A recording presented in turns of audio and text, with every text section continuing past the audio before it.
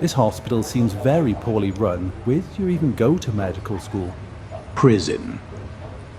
The Wrestling Empire is a professional wrestling federation that has been running for nearly 20 years. It's known just as much for the drama behind the curtain as for the action in the ring. Over 2 decades, the promotion has seen triumphs and setbacks, the rise of new superstars and careers cut short before their time. I came here to discover what life is really like as a professional wrestler. My first point of contact, veteran wrestler Dad Jokes Phil McCracken. Dad Jokes Phil McCracken, that's an interesting name. Yeah, I'm a bit of a joker. Does it get harder to stay in shape as you get older? Yeah, well, I was going to try an all-almond diet, but that's just nuts. And what advice would you give to someone who's just starting out in the world of professional wrestling? Well, I don't want to spoil all the surprises, but here's a tip. Don't eat the yellow snow. Yeah. I decided to take a wander around to settle myself into the world of professional wrestling. There was an unsettling vibe backstage, but I wasn't sure what it was. I felt that maybe as an outsider I wasn't very welcome, and on other occasions I felt like I might be being followed. Even the bathroom seemed to be... Hey! Can you pass me that toilet roll?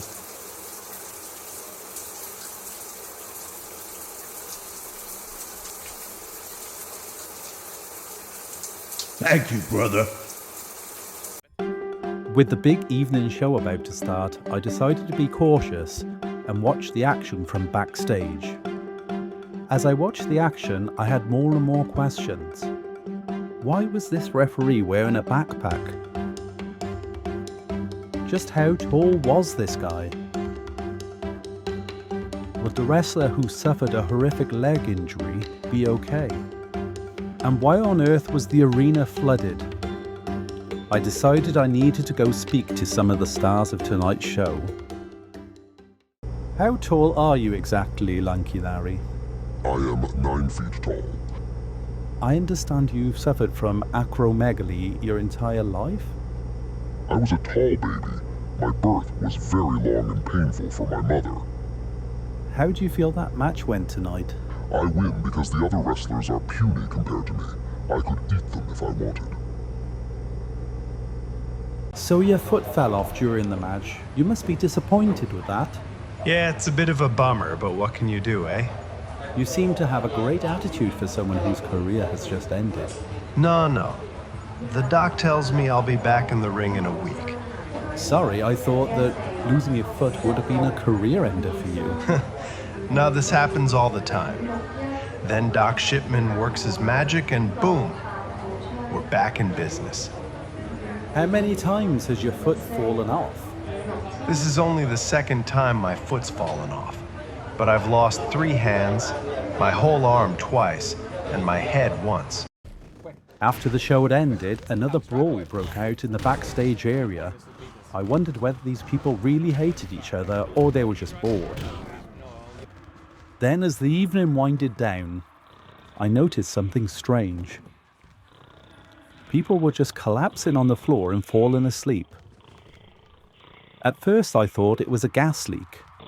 I thought it best not to disturb anyone and decided to turn in myself. On my way to my hotel, I noticed people even sleeping in the streets, in the rain. There was even a gentleman asleep on a motorcycle. After 8 hours of comfortable sleep in my bed, I wondered why anybody would choose to sleep on the floor. I decided to pose that question to one of the wrestlers. So last night something weird happened.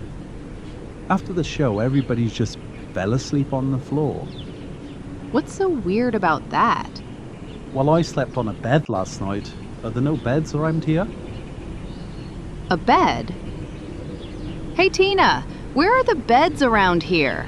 I think they have one of those in the hospital. With how much fans know about the behind-the-scenes stuff, thanks to technology, Staying in character 24/7 in public feels unnecessary now. Do you agree? I don't think I agree with that, Lewis. I had been watching this girthy person run the length of a gym and back for over an hour now. The jiggling of his gelatinous physique and the enthusiasm for this seemingly pointless endeavour was almost hypnotic.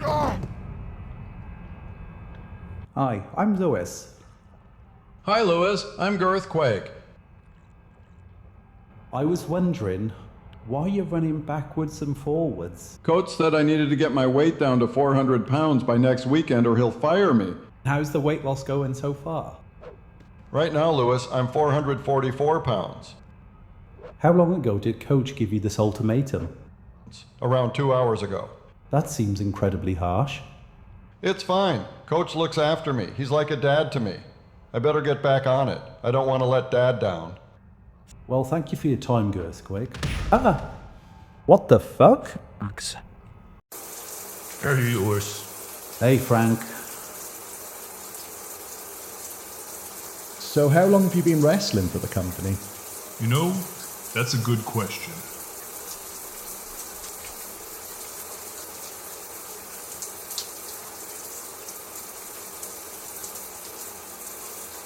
Okay. Why did you choose the name Dick Swinger? Why? I'll show you.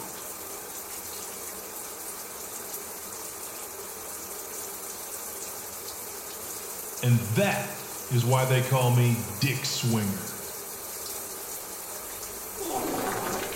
Sorry. Thank you for your time.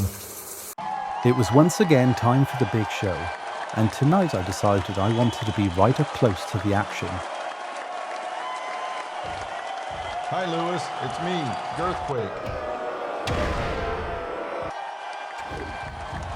While Girthquake was a firm fan favourite, I noticed some hostility from the crowd towards his opponent.